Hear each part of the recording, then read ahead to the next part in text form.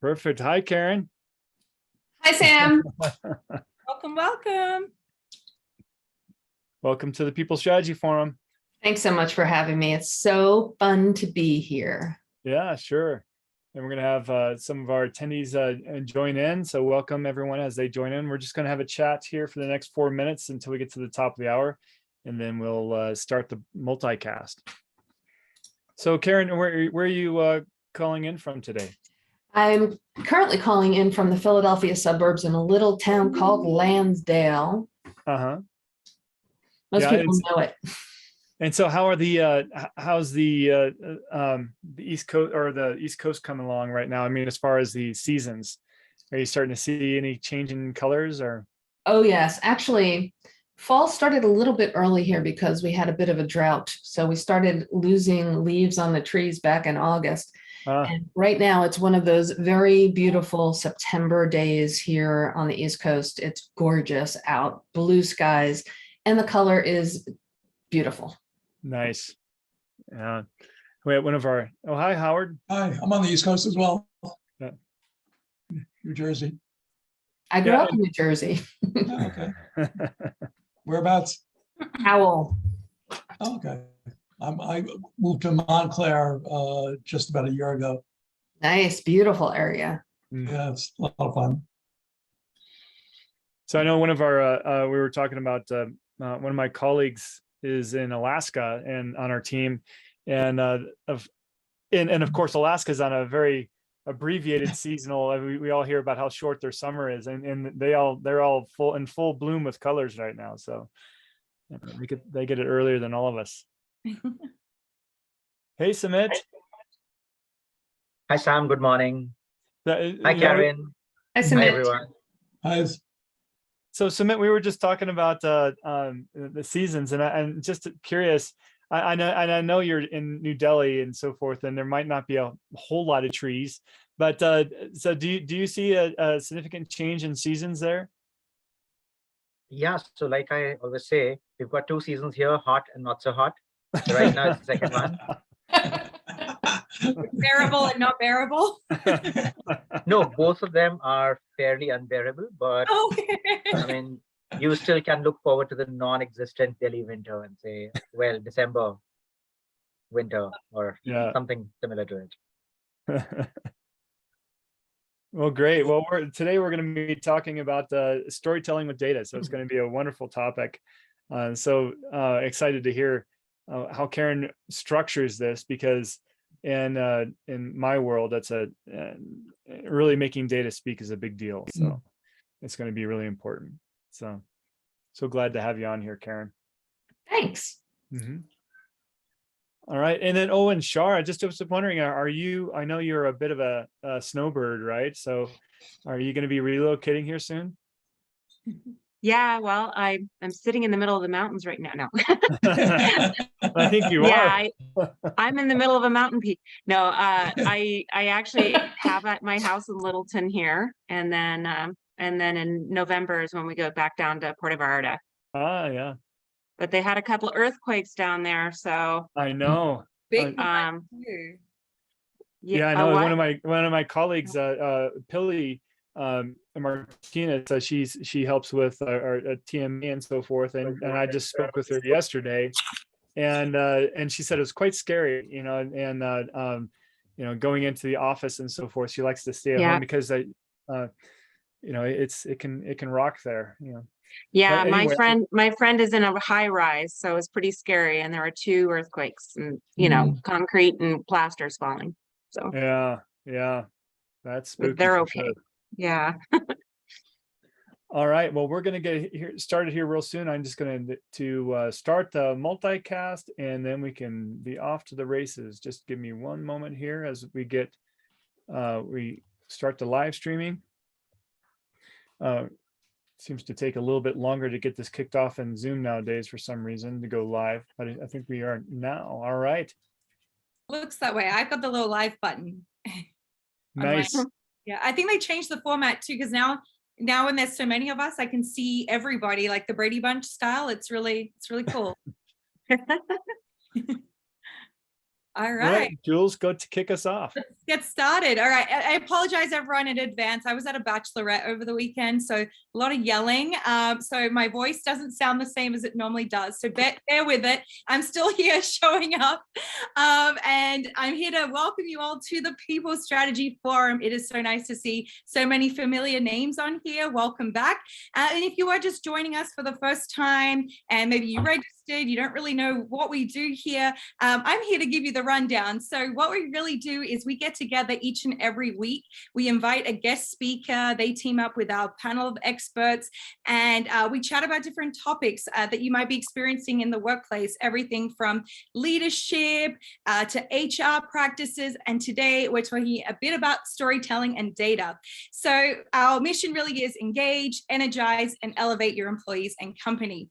So my name is Jules. I help to host the whole session, but I also hang out in the chat. So if you have any questions, any comments, feedback for our guest speaker today, or any of our panelists for that matter, go ahead, write it into the chat, address it to everyone so that we can all see your question, and then we'll try and get it answered for you as quickly as we can.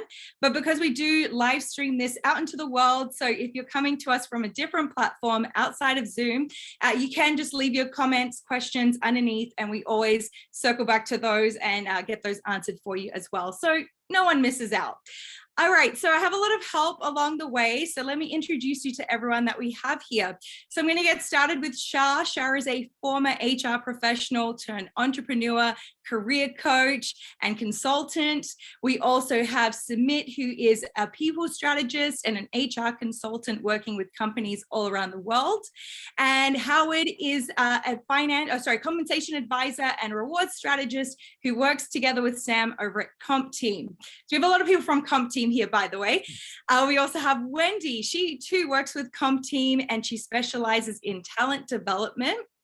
And lastly, our host that brings this all together, brings us all our speakers every week, we have Sam to thank for that. And Sam is the founder and CEO of Comp Team. He is a compensation expert. And I did say we have a guest speaker, so let's talk about her. Her name is Karin Rex, and she does a lot of amazing things. She's an instructional designer, a writer, e-learning developer, virtual facilitator, and Geek. So she has her own company. She helps adult learners, basically takes complicated, lengthy information and makes it into something that is actually digestible and makes more sense to people. So we're really excited to have her here.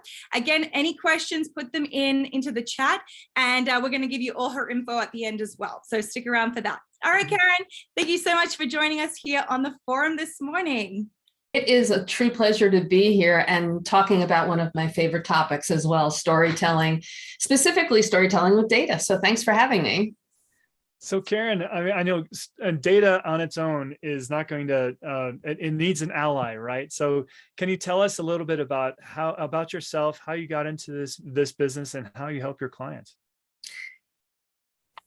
How I got into this is probably too long of a story to tell here, but I've been a storyteller all of my life. My mother almost guaranteed and said I would be a teacher one day because I used to love to line up all of my dollies and my stuffies and put them on the bed, and I would teach them and I would tell them stories. Natural born storyteller. So when I started my business back in 1989, I typically focused on technology, teaching people how to use tech at the time, because at the time it was all brand new, especially Macintoshes. So I started out on that world. But every time that I would teach somebody something, there was always a story involved. Makes sense, right? Stories make our brains light up. They really resonate with people. They're very memorable. They engage us on all of our senses.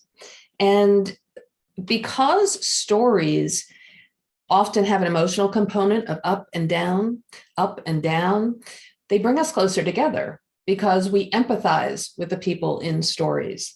They also move us to feel. And also the brilliant thing about it is they move us to act. So that's why storytelling with data incorporating data into your stories and being able to share with your customers if you're trying to sell them something is so important. Yeah, that's great. I mean, we just had a guest on, I think last week. It was Wade Forbes, or the week before. He was an artist, and we were going through and we were talking about your session of storytelling with data, because when you're bringing in these other aspects that of creativity, art, and just the story itself, it engages the whole brain, right? It's a way to help us remember what we're seeing. I mean, just data in itself, we're looking at a graph or a bunch of numbers on a report. It's dry. It doesn't really resonate with us until somebody really tells us, what is the meaning behind this, right? Yeah, exactly. I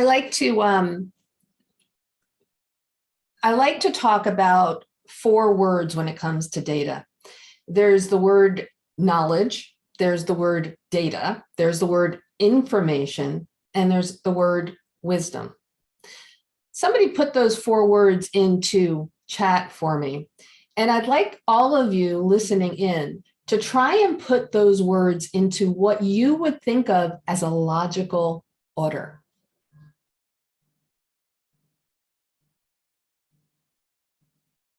Hey, Sam, I think we need to open the chat for everybody. I think that's why I can't type it in and no one can type back to us.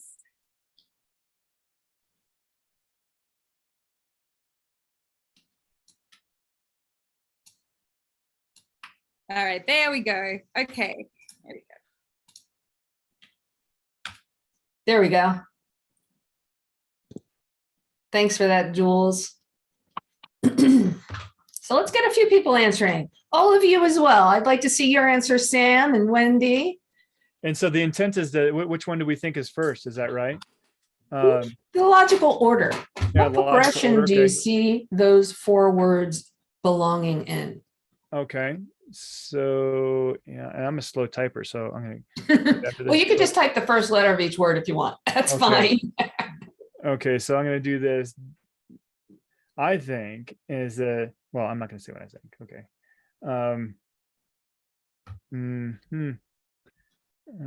Ooh, Howard. I'm liking what you wrote. Yeah, I think Howard's got it. Yeah, Howard's so smart. I think Howard's got it too. I know. That is the logical progression of these 4 words. It moves towards increased understanding from left to right. I like to start with thinking about that because I want you to think about the relationships between those concepts, because it's a natural progression of how you can get data, which is the raw material. And to make this really clear, what Howard has there is data. It comes first, then info, knowledge, and then wisdom. So that totally makes sense. Go ahead there, Karin. Sorry about that. Oh, that's fine. That's fine. You take raw data, just numbers. What do we do when we look at numbers? We try to turn it into some sort of useful information. So it starts out as data, but then it turns into information. Then we use our background and our experience to turn that information into knowledge. Then, to reach a higher order of understanding, we use our wisdom, our innate wisdom, and create context around that data. So I like to talk about those 4 words. Most of you who are listening in want to be able to improve your ability to translate data into stories. And that's exactly the progression that you would want to do it. So tell us I learned the hard way very early on in my career. I was working in financial services back in the heyday when managers were very volatile. And I went into a manager as a compensation analyst with streams of reports and exhibits and data. And he looked at it and threw it at me and said, okay, tell me what this all means. Exactly. That's awesome. That was my first lesson. And he's right. You can't go in, especially when you're dealing with, more senior management and executives, and just say, here's an Excel spreadsheet. They want to know, okay, what does this mean? Give me the 5 bullet points. More than that, they want to know the connective tissue between those 5 bullet points. That's really what it is. That's where I think a lot of us have trouble imagining numbers, whether they're big or small. Let me see. Have any of you ever played the lottery? Green check if you've played the lottery, or just raise your hand. That's fine. I think I got in there once or twice. Okay. The odds always scare me away. So they're talking about data. It's like, okay, I got a 1 in a bazillion chance of winning here. Exactly. That's the reason why so many of us remain hopeful. Let me ask you, of everyone that raised your hand, wave both hands if you won a really, really big amount of money, life-changing amount of money. Let's see. I don't see anybody standing up. Yeah. Yet most of us continue to play the lottery. Why is that? I think it's because big numbers, little numbers, we don't get that until we have context. So I have a little video that I would love to play for you that will give you context about that. Would that be okay, Sam? That'd be great. Yeah, let's see it.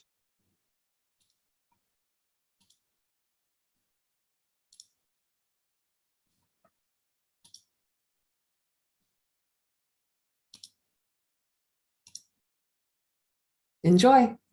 The odds of winning a $5 million prize in Florida's Gold Rush limited scratch-off game are 1 in roughly 2.3 million.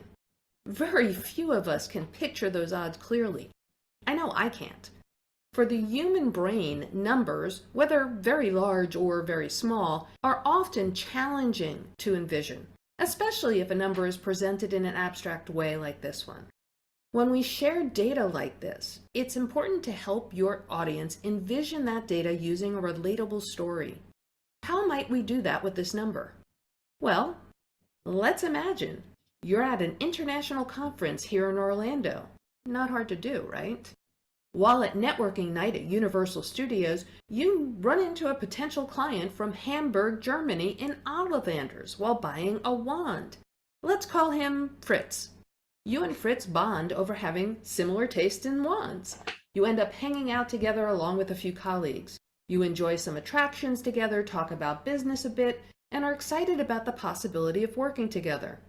You enjoy a meal and then part ways. Unfortunately, neither of you had thought to give the other their business card.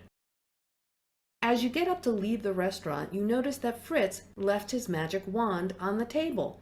Those things are expensive. So you have an idea.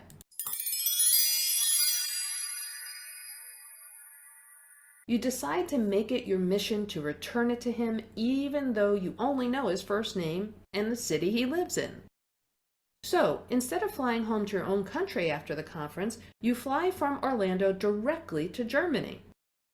Once you're there, you rent a car and drive to Hamburg.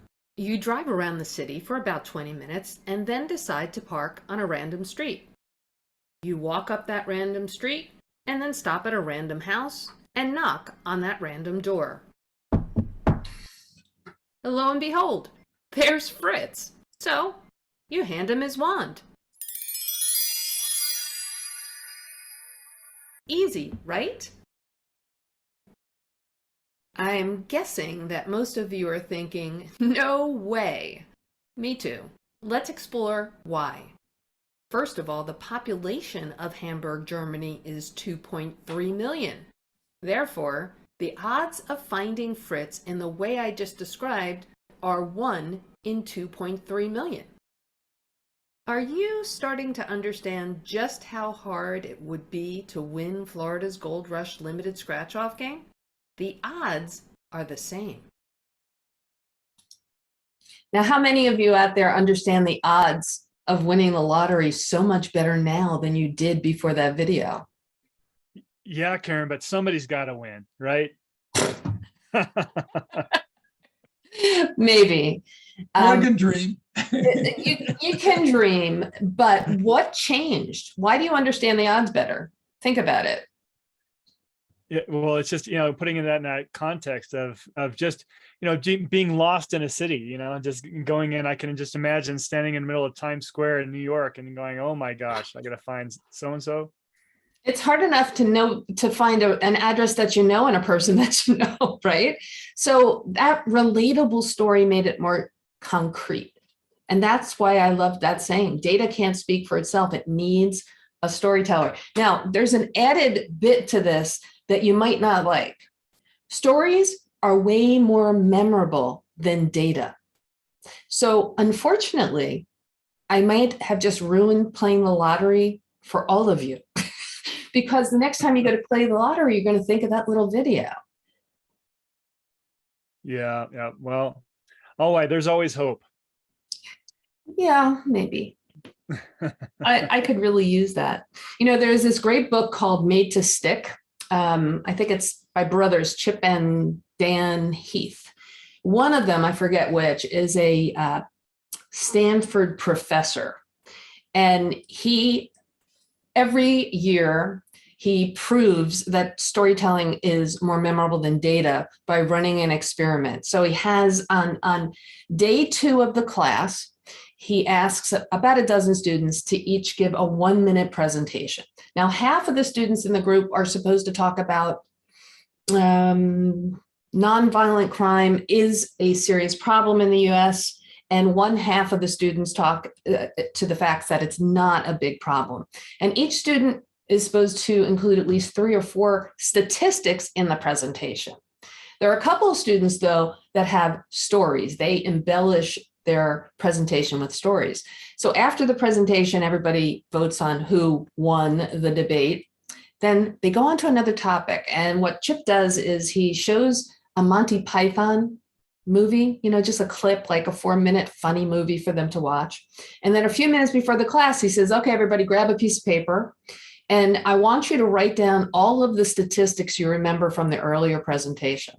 So, Sumit, what percentage of people do you think remembered any of the stats? What's your best guess, Sumit? 10%. 10%. All right. Jules, how about you? What are you thinking? Maybe like 7. She's going lower. Wendy, how about you? I don't know. Howard will know. All right. I won't keep you in suspense. Only 5%. 5% of the students remember any of the statistics in one ear, out the other. That's the same way your business presentations are going if you're just spewing data. You need to make it more relatable. 64% of the students in that class remembered both of the stories that the presenters told. Pretty interesting, right? Pretty compelling. It is. Vote for storytelling. So, I got to thinking about this when I was doing traditional HR. I was in charge of employee engagement for 11 hospitals. And we had like a 22% turnover in nursing. And so our objective was to get down to 8% turnover. And then we'd really analyze the first year turnover, which was significantly higher. I think this would have been extremely helpful because I'm opposite of Howard. I'm not a numbers guru or Sam. I'm more of a creative right brain kind of individual. And HR executives are constantly battling with the credibility and the business acumen to have, discuss data. And so you just gave me an idea, Karin, that I think it'd be fantastic if I were to describe the day in the life of a nurse or the day in the life of, a brand new nurse that joins a department, and it was, 33% turnover nurse, the potential for that nurse to leave the organization, and talk about the day of the life and the year and really describe, because hazing does happen, believe it or not, in nursing. And that's why many nurses leave.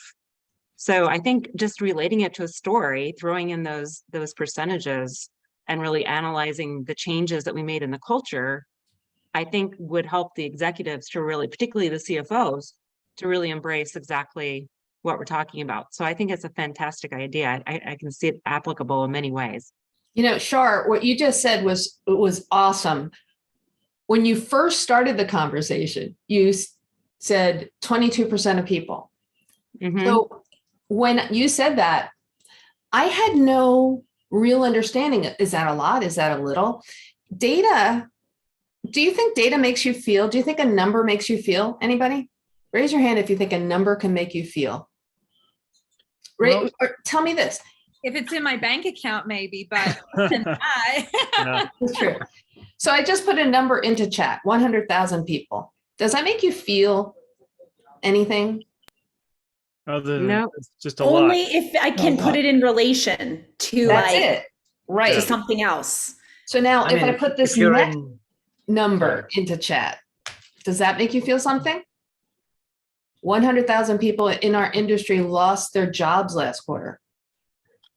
And that's exactly what you just said, right? Yeah, well, you know, if you have 100,000 people, let's say nurses, 22,000 will have left. Yeah. And, you know, think of the lives being impacted, particularly in the shortage of nurses. You know, 22,000 is a lot of lives. Huge, huge. Right. So it's significant, but it's very hard to conceptualize it and really explain it in a way that people really embrace it. It's just a number, right? So I think you're absolutely right. Good. I like to be right. I've got a question here, Karin. Yes. So apart from the number, it also depends on how we're bringing the number to life, right? And the example you were giving about the lottery, it brought a man in a black turtleneck to my mind. He didn't say, I'm going to give you a device which has 3 gigabytes worth of storage, because that's not a number you can relate to. It's a big number. He said, now you can carry 1,000 songs in your pocket, which means a lot. So, I mean, using data, but built into a story which has impact. So I think it kind of brought numbers and storytelling to life as a marketer. Absolutely. And Steve Jobs was an awesome storyteller. Absolutely. You know, it also goes to your experience as well. I grew up in Manhattan. So if someone said you're going to be with 100 people, I would say that's nothing. If I was in a small little city and someone said you're going to be with 100 people, I might say, oh my God, that's a big crowd. So there's that aspect too, as to what people bring to the table when they're getting information. Yeah, very true. Yeah. So like you said, Howard, their context, they're where they're coming from.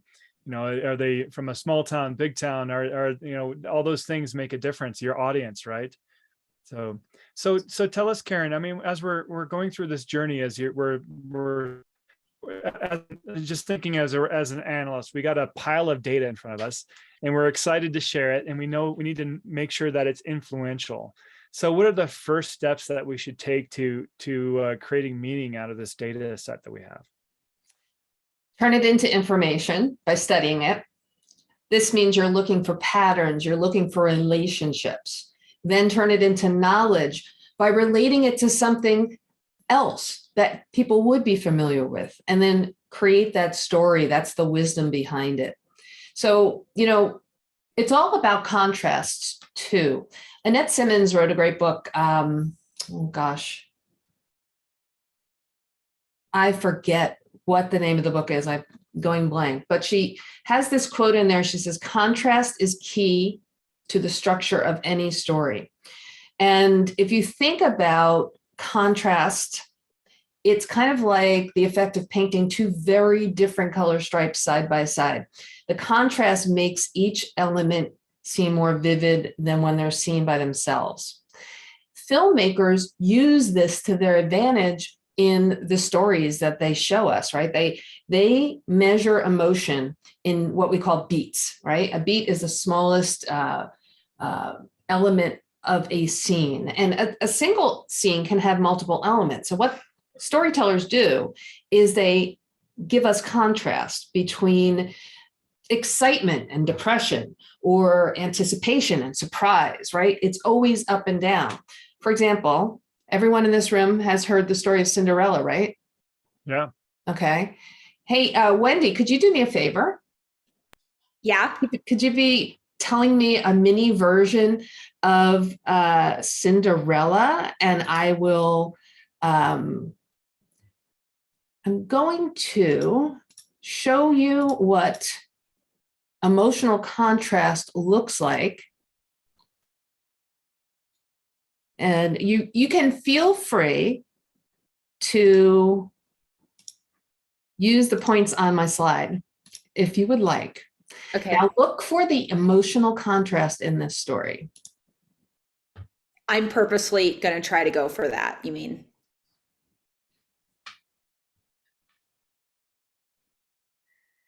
Are you seeing the slide? Yes. Okay, great. Go for it. Yep, go for it. And you see there's a continuum over here. We have hit high points of happiness and low points of misery.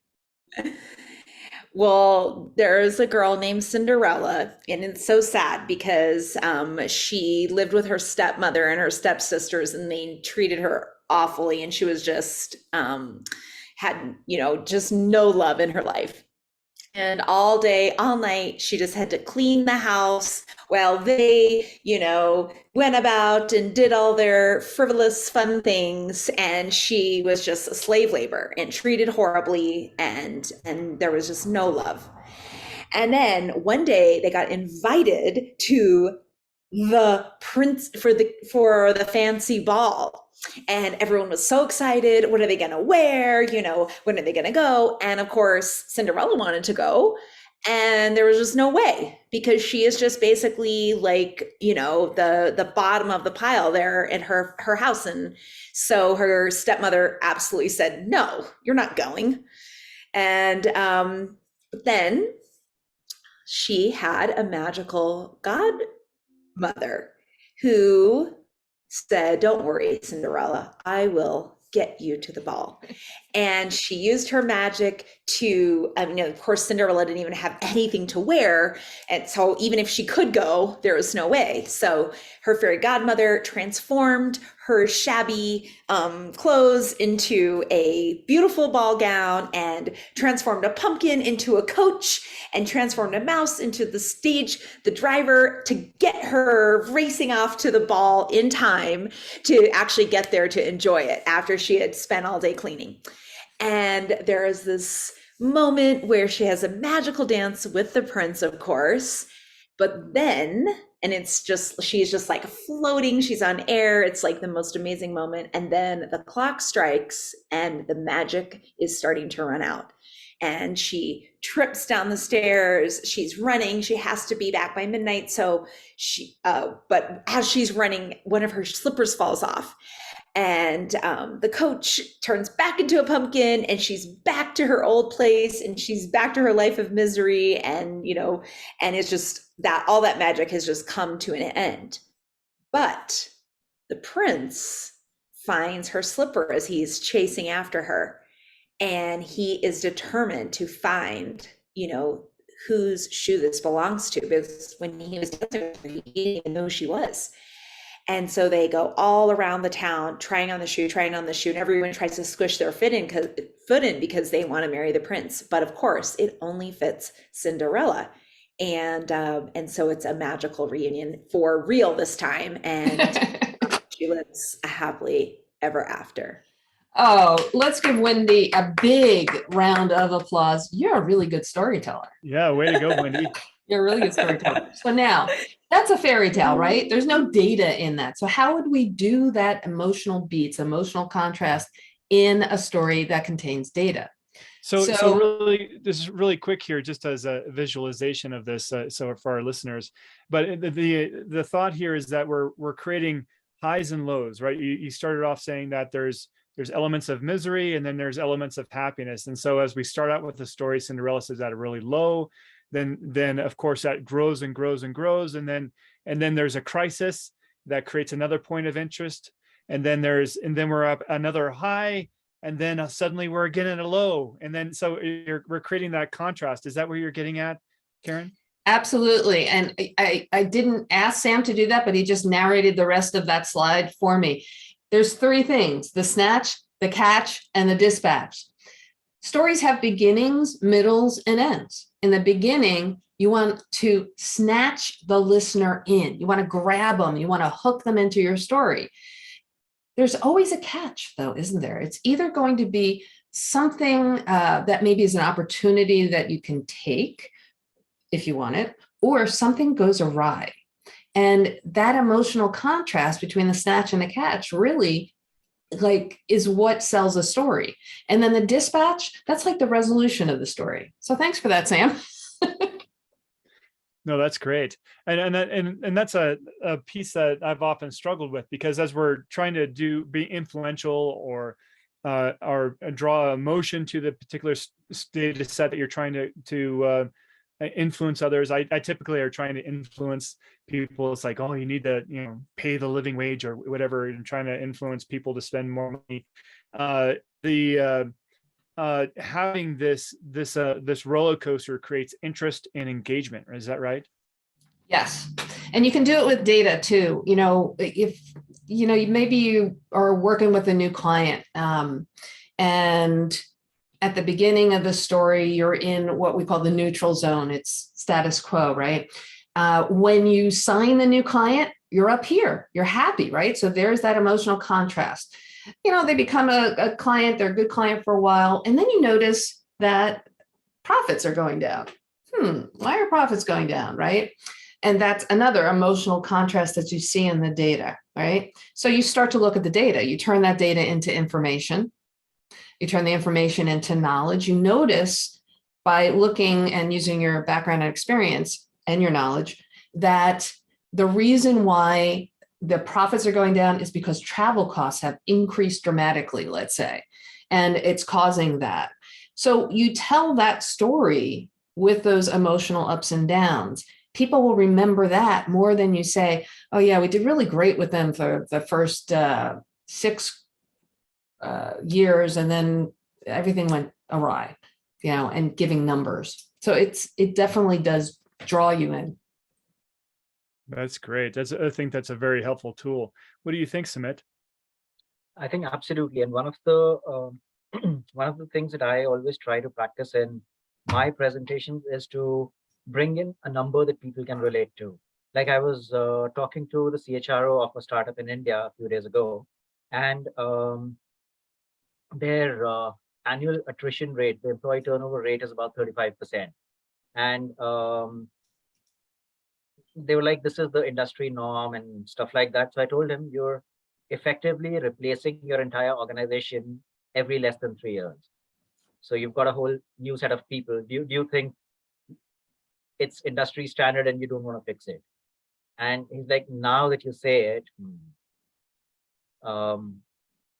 So what I've found is, depending on the action that you're trying the other person to take, the way you phrase information really, really matters. Like if, say, I were a doctor, there are 2 ways I could break news to a person and say that, you know what, 99.99% of the people with your condition die. If I'm trying to push them into palliative care and sell them that kind of a solution. Whereas if I'm trying to get them to take up, say, an experimental drug, I might say there is a 0.01% chance, a very slim one, but if we experiment with this medication, there's a chance we could save you. And obviously it's more likely that their chances of taking the treatment are higher in that case, right? Great point. So Karin, what are the other aspects that we can use? I mean, this is a great tool of talking about taking a person through the story of creating those highs and lows, those crisis moments and so forth. But is there any pieces? I mean, right now, I mean, I'm not that creative sometimes, and so I have to think about, how do I do this? I mean, is there points on how we can think about that data and what are the crisis moments? So let's just take a situation. I did mention before about the living wage, and that's a big factor, especially as we heard the recent news in California, as Sumit and I were talking earlier about how they're thinking about increasing the minimum wage up to closer to living wage, and that's on discussion. But we know that's a big issue in the world, and also there's equal pay, gender pay between men and women, where women are paid on 82% on every dollar that a man earns, and things like this. So if we look at some of these issues, what are some ways that we can create this story out of that? Can you walk us through that? Sure. I think the leap between data, information, knowledge, and wisdom really is between information and knowledge. Okay. There's two really important questions that you can ask yourself about the data to form what Nancy Duarte calls your data perspective sentence. Most stories boil down to a sentence or two, if you think about it. So the first question, after you look at the data, you want to say, what action is the data asking you to take? Or what discussion is it asking you to have? All right. But the second part of your data perspective sentence also has to share an understanding of what risk would happen if you did nothing. So take the example that you just talked about, the pay example. If we do nothing, what's going to happen? If we take the recommended action that the data is asking us to take, which is equality, or we discuss it, which is what we've been doing for too many years, but that's going to help you boil down your story. Then you want to make it personal, because you need to make it personal. Tell the story of a man doing that job and a woman doing that job, what he can provide for his family and what she can provide for her family. Make it personal, bring emotions into it. Very good. Thank you for that. Yeah. So the pieces that you mentioned is like you said that think about the consequences of not doing something. And then also think about the benefits of actually taking action and doing something, and how that would change things for the organization, and then make it personal. So I think that's great. So can you tell us other ways? I mean, when you're coaching people on how to do storytelling, and what's your common approach from a that you take? I mean, is this typically in a workshop, or you work on people with people individually to craft their stories? Do you help them craft the story themselves? I don't do much of that. What I really bring to the table is I go into companies that want to learn how to tell stories better, and I give presentations like this one. I've got 3 that are typically what I will present on. One is the art of persuasive storytelling, because stories can really, as I said earlier, cause people to act, right? And the other, that's a very short 90 minutes. I also run a 3-hour workshop that does the same thing, where we work in small groups. I give you scenarios and I teach you very specific tools on how to come up with a story. And that's a lot of fun, the workshop, because people, and Wendy has actually taken one of my writing workshops before, so she knows it's very interactive and it's a lot of fun. The other one is this one. I do a 1-hour presentation guaranteed to give you a different perspective about using data in stories. I also throw in a little bit about how most of us present data in such an unattractive way that it's just bullet points and gray text on a white slide, because I do like to make things pretty and interesting, as you can tell from my slides. That's often good. And so let's dive in a little bit there. So just in how people, I mean, storytelling is, it can be verbal and it can be nonverbal, right? So, and when we're doing it in a nonverbal fashion and creating slides, perhaps as visual aids to help with the storytelling, so what are the best practices there? I mean, for instance, often I worry if I have a visual aid up at the same time, is anybody actually listening to me? Are they going through the visual aid? So let's dive into that, Karin. Well, yeah, if you can imagine, which I'm sure every single one of you can, what a slide full of data looks like. Matter of fact, Let's look at a really ugly slide for a second. And for those of you who are listening on the podcast, you can imagine this, I am sure, because we've all seen slides that look like this.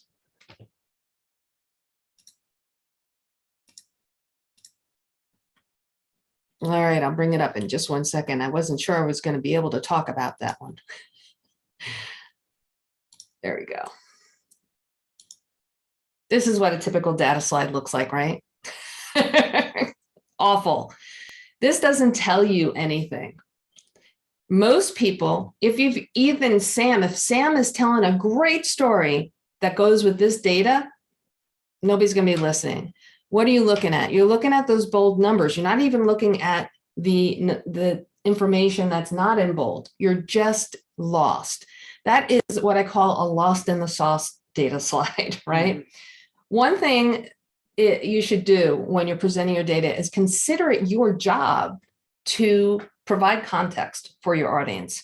And of course, the better you know your audience's needs, their challenges, the more likely you're going to be able to do that. But seriously consider what it is you want the audience to know or to do because of seeing this data.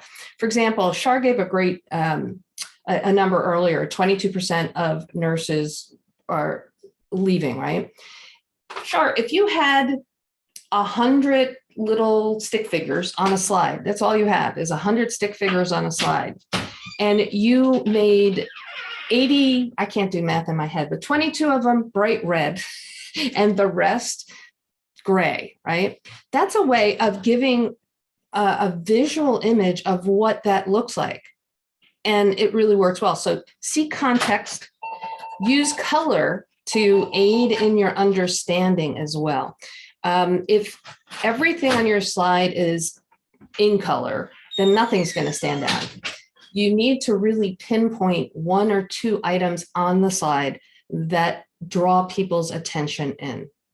I like that idea. I think what I would do is also put a slide that demonstrates the productivity, volumes of work, number of patients that each nurse has to take care of in a day.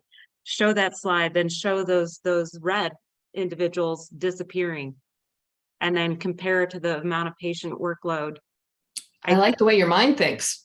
Well, believe me, I had to have this conversation, and it's hard to get buy-in about culture programs, talent management programs, or processes, and get full buy-in until your nurses are so unhappy or dealing with COVID or what have you, and there's not enough of them, and there's complete burnout.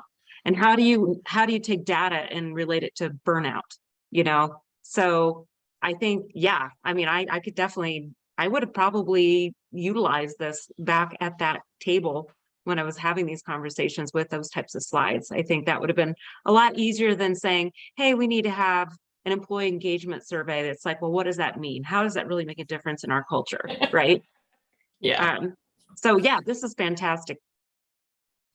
Great. Data is really limited, right? It's limited to recording the past because it catalogs numerical artifacts. That's what data is. It's stuff that's already happened, right?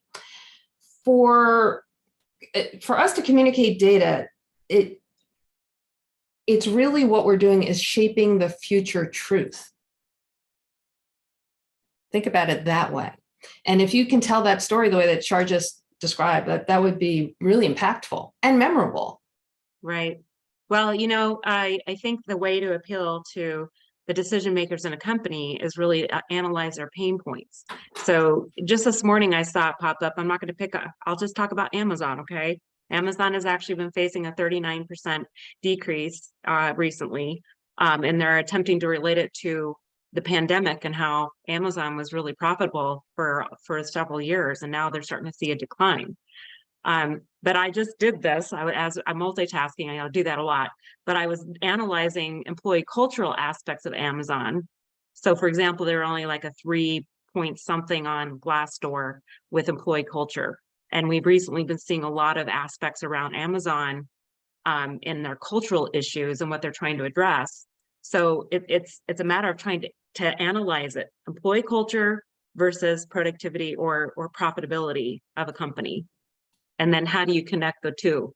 So it's on the news today. I mean, you could pick any. So for example, I'm trying to help my daughter consider a career change right now. So I'm suggesting that she look at the employee culture of these organizations in Fort Collins right now. And that let's look at the data. Let's look at their pain points. Let's look, how can you address those pain points? Oh, and by the way, guys, she's interested in HR. Surprise, surprise. Surprise, little mini Char, HR girl. But it's interesting because I'm trying to have her look at the data of the organizations, because she's seen some horrible companies in the way they treat their employees. And I said, let's help you find the organizations and their pain points. And how can you go in and help them fix those problems? Yeah, I love that you said pain points. Data is, storytelling is a very emotional thing. You have to have empathy. You have to empathize with the person that you're going to be sharing the information with, right?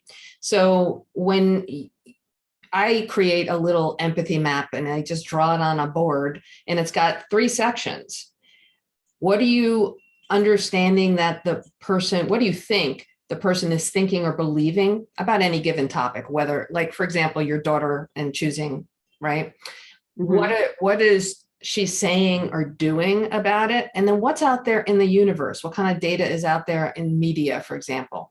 You do those things in an empathy map to get to the pains and the gains. What's keeping them up at night? That's the pains. And then you use the gains to position what it is you want them to do, that persuasion. Yes, exactly. I mean, in an interview, an HR interview, you never want to say, I'm a people person. I mean, it's like the hiring manager for an HR person is going to go, no, HR people are not people or people lovers, right? They want to see an HR person know the numbers and the data and be able to identify the pain points and how we're going to use that data to address the problem. That's truly, and I've had to really grow in that space in my career. Because when I started, I really didn't understand numbers and people on that side, right? Oh yeah, who would? Yeah. Unless I talked to Sam or Howard or even Wendy. You're good at numbers too, Wendy, I think. She is.